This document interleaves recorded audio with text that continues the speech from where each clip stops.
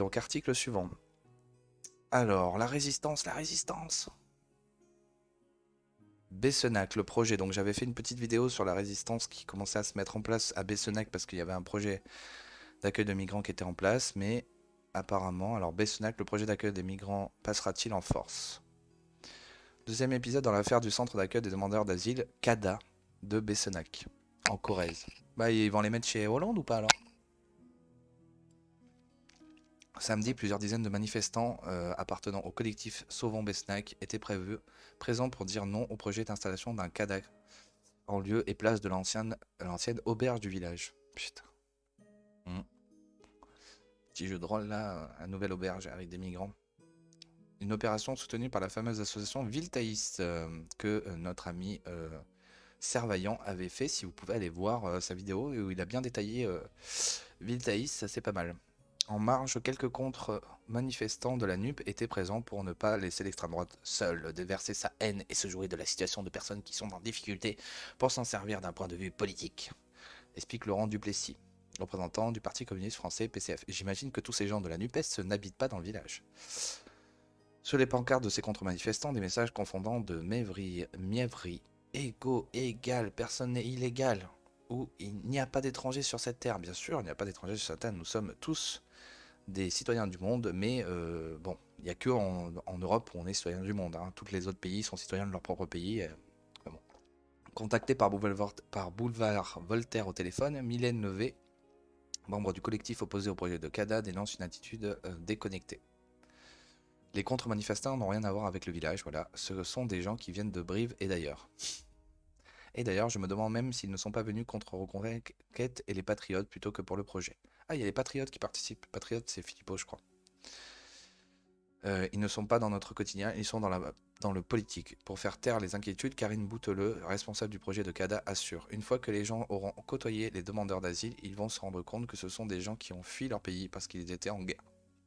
Parce qu'ils craignaient pour leur vie. Oui, mais on s'en bat les couilles de ça. Je sais que c'est horrible et tout ça, mais on veut juste pas dans nos villages, quoi. Parce que vous voulez tant d'immigration, bah, on les laisse dans les villes. Et en fait, voilà, tous les blancs partent des villes, tous les prolos blancs et tout ça, voilà, tout le monde part des villes, tous les assimilés qui veulent vivre à la française, et vous laissez les villages. Voilà, on peut au moins faire cette partition. Est-ce qu'on a le droit de la demander, cette partition? Mais le malaise est plus profond. Pour nous, cette question, elle est humaine, elle est culturelle, elle est liée à la préservation de nos modes de vie.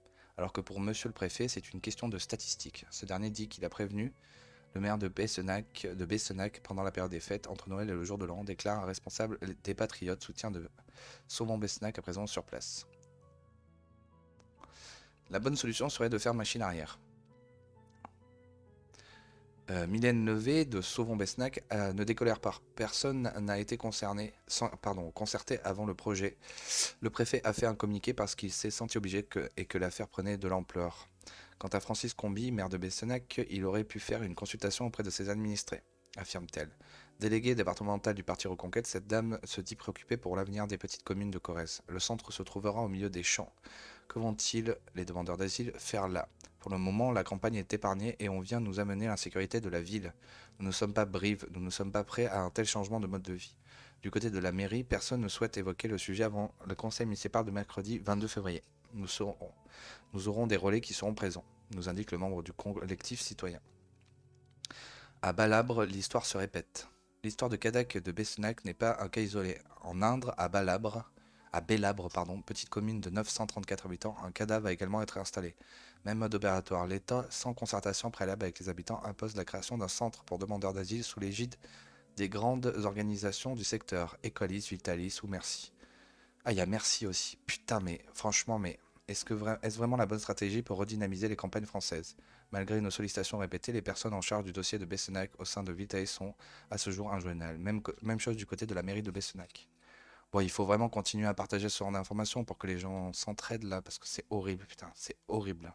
Franchement, moi je connais tellement de villes moyennes déjà qui ont été envahies et où ça part en couille dans pas mal de zones. Putain, maintenant c'est les petits villages qui sont attaqués, quoi. C'est vraiment une horreur, quoi. Putain. Partageons. Merci de partager si vous pouvez faire monter cette